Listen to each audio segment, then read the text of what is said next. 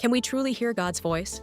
Jesus taught that man does not live by bread alone, but by every word that comes from the mouth of God. Matthew 4:4. What exactly is this word that comes from God's mouth? Does it simply refer to the written scriptures?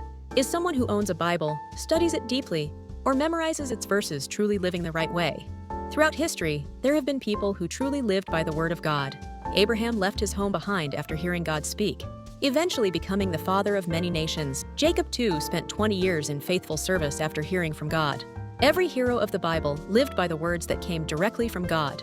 Yet, the scribes and Pharisees, who claimed to be experts in the scriptures, were sharply rebuked by Jesus. In reality, they weren't truly living at all. So, what did Jesus really mean? Living by the word from God's mouth means, does it mean we should hear his voice today? Just as Abraham and Jacob did? I believe the answer is a resounding yes. Even if we study and memorize the Bible meticulously, scriptural knowledge alone won't sustain us if we fail to hear God speaking through it. As the wise teacher said, "Those who seek me diligently will find me." Proverbs 8:17. God reveals himself and speaks to those who earnestly seek him, and he gives them the words they need to truly live. I remember being at the college entrance exam center, where I experienced something that completely cleared the overwhelming tension and fear. In that very room, I tasted the profound peace that only God can give.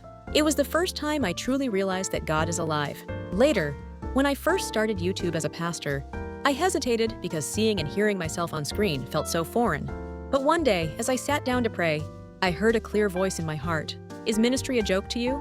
Deeply startled, I repented before the Lord right then and there.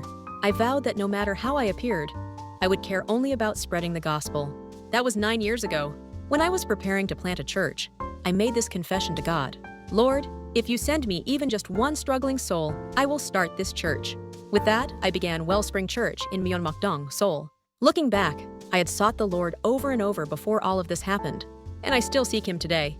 I pray that he continues to guide my path and show me the work ahead. I trust that the Lord will lead me every day through the words that come from his mouth. To me, this is the true meaning of Matthew 4:4.